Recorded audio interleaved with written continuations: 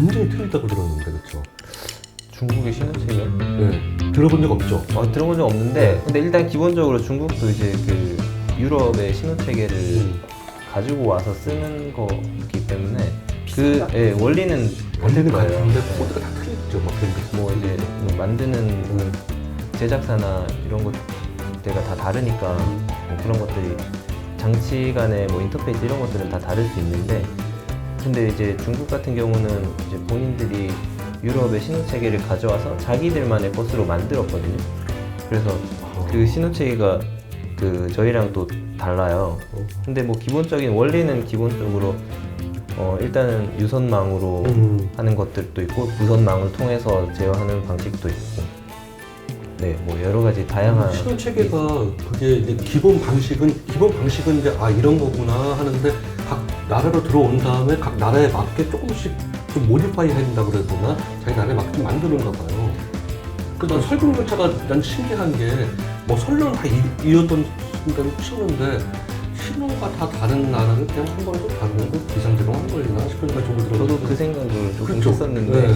그러니까 그 설국열차에서 사실은 이제 현실적으로 보자면 나라마다 지역마다 어떻게 보면 다 신호체계가 다르기 때문에 운행할 수 있는 조건은 아닌데 이렇게 가정은 할 것 같아요. 그냥 신호체계 다 없고 다 이제 분기기도 다 이렇게 정방향으로 나 있고 기관사가 앞만 보고 수동 운전한다. 다른 차는 없고 나만 운전한다. 이런 조건이 있지 않을까. 프리셋 기능이 있어요. 그래서 자동으로 속도 우리 프리셋은 자동차에 있는 거죠? 크루즈 컨트롤. 크루즈 컨트롤. 열차에도 그거 있어요. 그래서 하면은 고속 열차에. 고속 열차도 있어요. 뛰면은 그냥 그 열차로 가요. 네. 속도로 가요. 네. 그 신호 체계에서는 이제 그 제한 속도가 있잖아요. 제한 속도가 그 이렇게 크루즈 컨트롤 해놓으면 그 제한 속도로 맞춰줘서 쭉 가나 보네요. 이게 크루즈 컨트롤에 우리 프리셋이라고 하는데 뭐 용어야 다 거기서 거기지만은 왜 그 속도로만 해놓으면 그 속도로 다 가죠. 네, 뛰더라고. 그렇게 해서 가는 것이 설국열차구나. 네. 좀 설국열차가 중요한 게 아니잖아. 근데 그 신호 체계가 물론 중국에서 지금 현재는 글로벌적인 이게 신호 체계가 있는 건 아니죠. 아직 틀리죠. 우리나라에 있는 거하고 저하고. 예, 다 달라요. 그러니까 지금 뭐 일본은 뭐 원래 독자적으로 발전을 했고, 근데 이제 철도는 유럽에서 이제 뭐 대부분 그 기술들이 많이 발전했으니까 세계 시장은 거의 유럽의 표준을 따라가고 있고요. 중국이나 저희도 그 유럽 표준을 따라가고 있고, 또 일본은 또 독자적으로 개발하고. 그래서 일본이 대단한 것 같아요. 자기들만의 그 기술로 개발해가지고 그 어떻게 보면은 이제 CBTC라고 하는 무선통신 기반의 그 열차 제어 방식이 있는데 그런 것도 일본의 신호체계가 굉장히 발전했거든요. 그러니까 우리나라에서도 많이 그걸 들여왔고 동남아에서는 거의 일본 기술들이 많이 깔려 있어요. 그래서 저희가 어떻게 보면은 우리 국산화한 신호체계를 이제 어떻게 보면 개발도상국 동남아 같은데 가지고 가려고 해도 이미 거기에 일본 기술들이 다 깔려있기 때문에 그 진입하기가 되게 진입장벽이 높다고 하더라고요. 그런 게 있습니다. 그리고 또 신호 쪽에 통신 아까 얘기하셨는데 어떻게 보면 고속철도에서 신호를 받는 방식이 제가 이제 무선망이 있고 유선이 있다고 했는데 혹시 어떤 방식으로 신호를 우리 내가 아는 방식은 그거였었어요. 이제 열차가 지나가면서 ATC로다가 받던 거였거든요. 밑에 선로에서 신호를 이제 받는 체계였었어.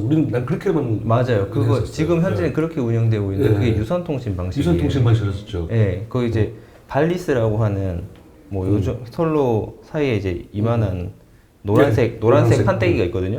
거기서 이제 위치나 제어 정보들이 그걸 열차가 밟고 지나갈 때마다 그 정보들이 올라와서 그거 바탕으로 점 제어식이라고 하는데 코드가 올라와가지고 그 제한 속도나 앞에 서야 되는지 말아야 되는지 이런 정보들이 이제 기관사한테 보여줘서 하는데 그런 것들이 유선 통신 방식이고요. 그리고 발리스가 없는 것도 있었는데 ATC 같은 경우에서는 그 속도 코드가 여기서 거기 그 선로에서 들어오지 않나요? 발리스 거기에 그런 방식도 있어요. 그런 거는 궤도회로 AF 궤도회로라고 하는데 그걸로 들어왔었어요. 그 궤도회로는 어떻게 보면 선로가 철로되어 있잖아요. 그러니까 이제 전기가 잘 흐르는 그 물질이니까 그 저 선로와 선로 사이를 연결하면 하나의 회로가 구성되거든요. 그래서 그걸 궤도 회로라고 하고 거기에 전원을 넣으면은 이제 전기가 흐르는데 열차가 지나가면은 열차의 차륜도 철이잖아요. 그렇죠. 그러니까 전기가 매우 잘 흐르는 저항이 매우 작은 그 물질이기 때문에 그 단락이 돼요. 그러니까 전기가 흐르는 방향이 바뀌게 되는 거죠. 이렇게 되는 거죠. 예, 원래 이제 선로 어떤 구간에 이렇게 흘렀던 전기가 차륜이 들어오면서 그 차륜으로 전기가 흐르면서 원래 흘렀던 경로가 아닌 다른 경로로 흐르니까 그걸 판단해서 열차를 검지하는 그게 이제 AF 궤도회로 열차를 검지할 뿐만 아니고 그 궤도회로를 통해서 열차 정보를 또 주기도 해요. 이제 그런 방식이 지금 고속철도에서 쓰이고 있는 유선이잖아요. 네, 그것도 유선이에요. 예. 그런 방식들이 다 선로변에서 올라가는 다 유선이고요. 이제 무선은 정말로 기지국에서 그러니까 열차로 바로 안테나를 통해서 쏘는 그런 방식이 무선 통신 방식인데 그건 아직 고속철도에는 지금 오송 하고 평택. 있군요. 예, 네. 오송 쪽에 평택 쪽 그쪽에 이제 KTCS2가 상용화 됐나요? 그거를 지금 거기다가 건설을 하는 거잖아요. 거기 장착이 돼 있어서.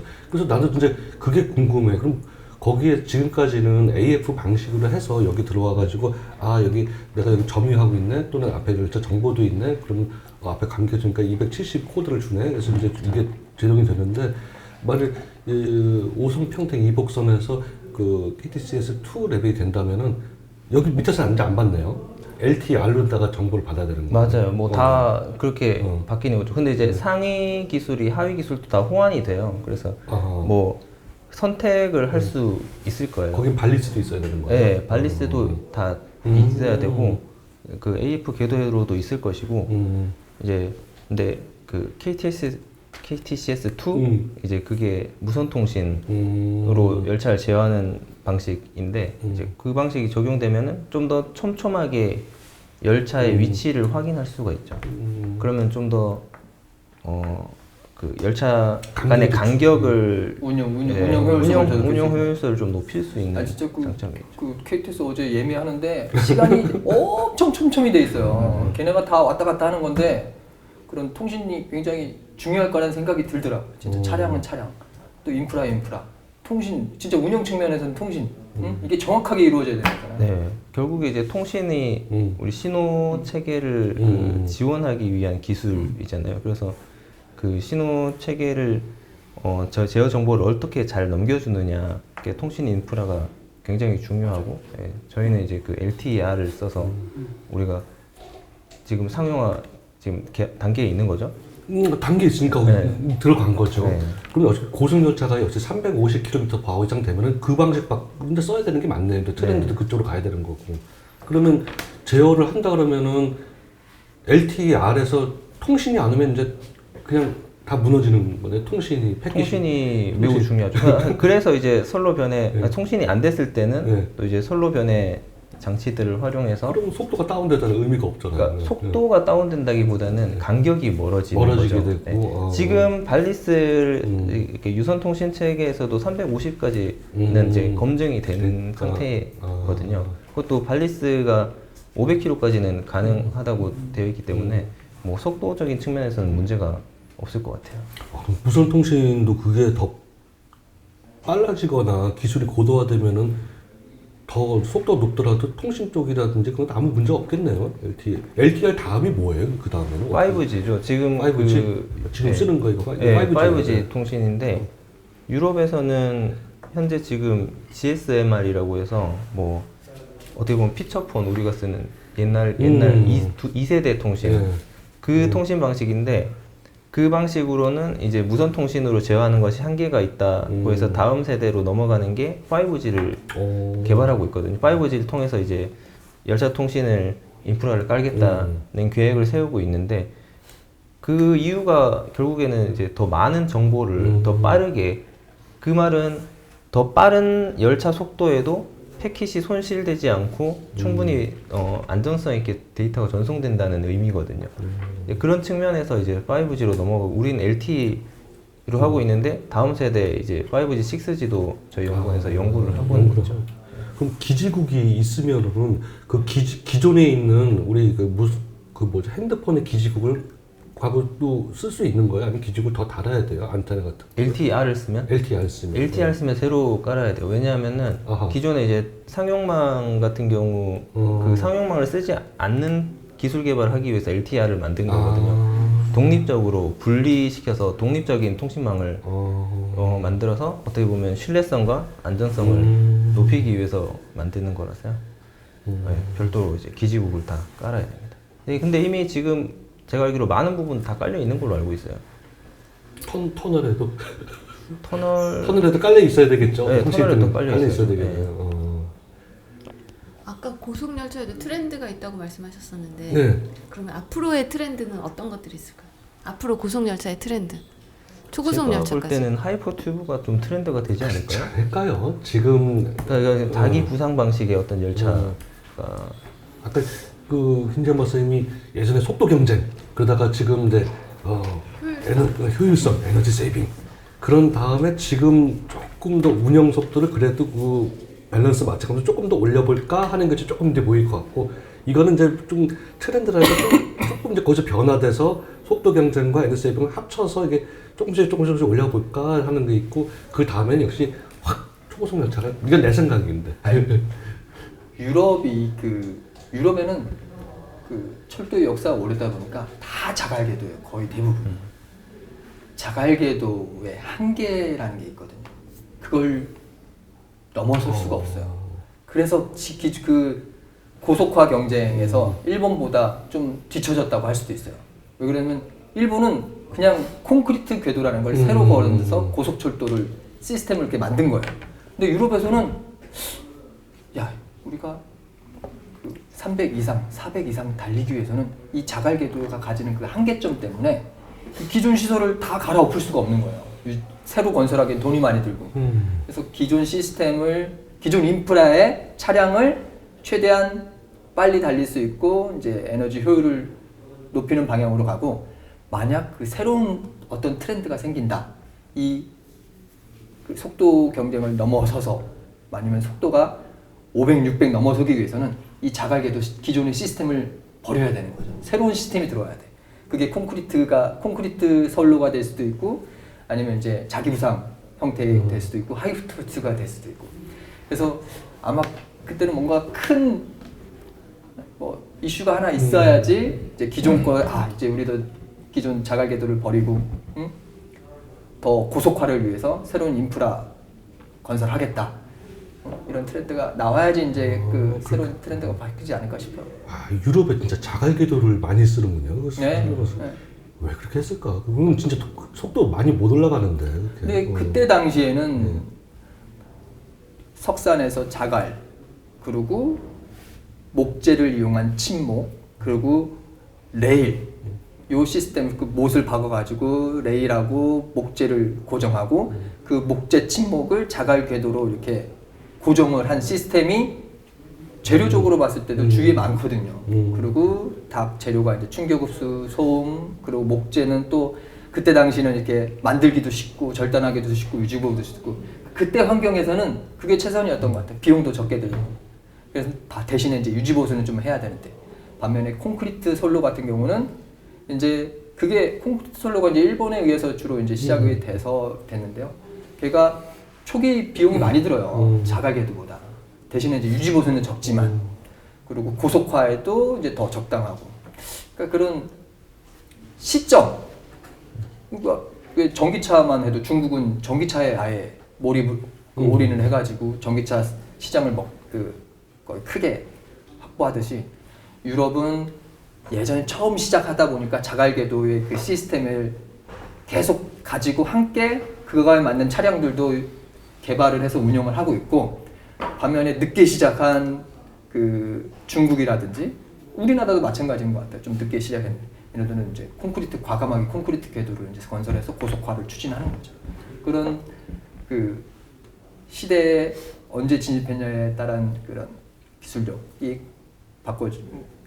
가지게 되는 거고 만약에 이제 유럽에서 환경도 틀린 것 같아요. 역시 유럽은 아무래도 뭐 유럽이 그 아프리카나 중국보다는 더 한다 그래도 우리나라나 일본에 비해서는 와 거의 난 직선처럼 보이더라고요. 그리고 개활지가 많고 터널 적고 우리는 좀 터널이 좀 많고 좀 많이 산이 가고 많아서. 산도 많고 그런데 유럽만 더더라도 와 그냥 그쵸, 정석 유럽만 들어간대. 가도 그 직선 구간 달리는 그 승차감은 어우. 말할 수가 없어요. 비교할 수 없을 네. 거예요 진짜. 그 국내도 마찬가지고 직선 구간에서는 승차감이 너무 좋은데 이제 그 곡선 구간에서의 어쩔 수 없거든요. 그 레일의 형상 그리고 차륜의 형상 때문에 소음관 진동이 발생할 수밖에 없어요. 우리나라도 그 너무 직선만 요구하지 말고 곡선이라든지 그런 데서 터널에서도 좀 뭔가 이 승차감 쾌사성 같은 거를 조금 더 고려를 해볼 필요는 있을 것 같아요. 환경이 틀리니까 우리는 터널도 많고 아무래도 곡선도 많고 그리고 역이 많으니까 또 제동이 조금 그래서 그 유럽 기준을 그대로 쓰려면 이게 나중에 데이터 나온 다음에 이건 잘라내고 저건 잘라내고 그럼 맞는 게 뭐지? 뭐 이럴 때가 종종 있을 때 있거든요. 우리나라는 조금 그것도 좀 생각을 하긴 해야 될 것 같아요. 환경이 좀 다른 그런 면에서 것도. 자기 부상으로 하면은 뭐 그런 측면에서의 소음 진동 고민은 좀 없겠네요. 레일과 그쵸, 차륜과의 그런 건 사이에 발생하는 그런 거 대신 촬영 중 그 이제 또 부상하는 그런 것들이 훨씬 더 민감해지지 않을까. 전기는 어떤 게 더 많이 먹어요? 자기 부상하고 자기 부상이 많이 먹지 않을까요? 자기 부상이 아무래도 많이 세겠죠. 아무래도 중력을 이겨야 돼. 아무래도 그렇지 않을까. 그래도 뭐 속도의 그 메리트는 뭐 상상을 못할 정도잖아요. 일본에서 그 했던 그 재밌는 게 있잖아요. 지금 추오 신칸센, 중앙 신칸센이라고 하는 동경에서 오사카까지 가는데 자기 부상으로다가 500km/h 이상으로다가 지금 목표를 해서 이제 시작하는 그 라인이 있고 또 바로 그리고 약간 태평양 쪽이라고 할까 그쪽에 또 토카이 신칸센이 있어서 그게 기존의 휠레일 방식이 거의 비슷한 것이 있는데 이제 누가 이길지는 모르겠지만은 이쪽은 285, 300km, 이쪽은 500km/h 이상 되는 거. 자, 그럼 거기가 어느 것이 더 효율적일까? 아마 전기를 많이 쓴다면은 아무래도 또 페이드도 많이 좀 지불을 해야 될 것 같고 그러면 참 재미있을 것 같아요. 그것을 양쪽을 좀 비교를 해봐가지고 일본에서의 사례도 앞으로 좀 볼 필요는 있을 것 같다고 생각이 되긴 하네요. 그러니까 일본은 지금 자기 부상을 거의 상용화 앞두고 있는 거죠. 상용 앞두고 지금 건설 중에 있고 그 건설이 또 어마어마하잖아요. 그거 어떻게 만들어 또 초전도체 써가지고 등 띄워야 되고 그러니까 엄청날 텐데 거기 또 변조수도 두고 전에 유튜브에서 본 건데 이제 고속철도를 이제 처음 건설하는 나라들이 그때 당시가 딱 이제 경제가 굉장히 호황에 들어서는 나라들이라고 그러더라고요. 건설비가 막대하기 때문에 그걸 건설하는 거는 돈이 그만큼 있다는 거고 그렇기 때문에 그걸 건설하고서는 경제 발전을 하는 것처럼 보이는 것이다 이런 얘기가 있는데 그러면 일본도 예전에 신칸센을 건설하고 경제 발전했다 그랬잖아요. 그러면 지금 새로 건설하는 그 자기부상 고속열차 같은 경우에는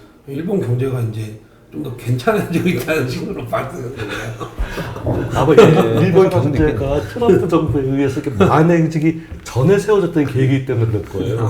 그래서 이게 그 완공된 시기가 점점 늦어지더라고요. 내가 볼 때마다 5년 뒤에 끝난다네. 그래서 몇 년 되면 또 늘어졌네. 뭐 이게 또 계속 그거 되는 것이 아무래도 그 큰 원대한 꿈은 계획을 세웠겠지만은 그 금액이 투자하는 것은 역시 뒤로 넘어가는 것이 아니겠나 싶은 생각도 좀 들어요. 어마어마한 돈이 들어가는 사업을 하는 거거든요.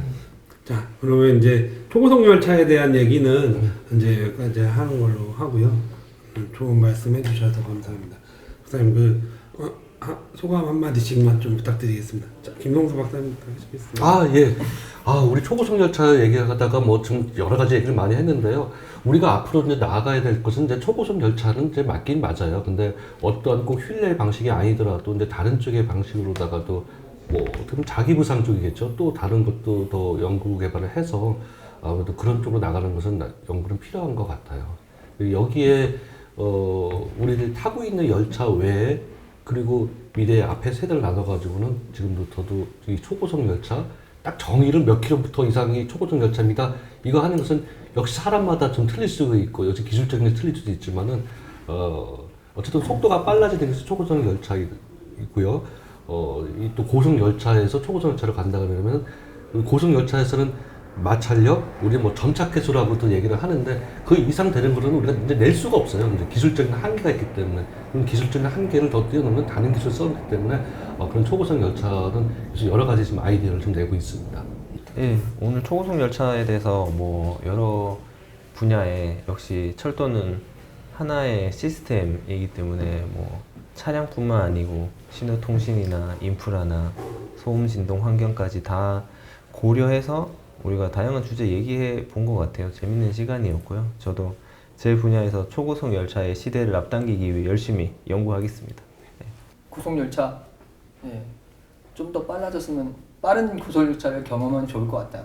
예, 그러기 위해서는 이제 인프라에서도 기존 자가계도 시스템 말고 콘크리트라든지 아니면 그 비접촉식 그 주행 방식을 고려한 것들에 대해서 좀 고민해보도록 하겠습니다. 저도 오늘 초고속 열차 얘기 재밌었고요.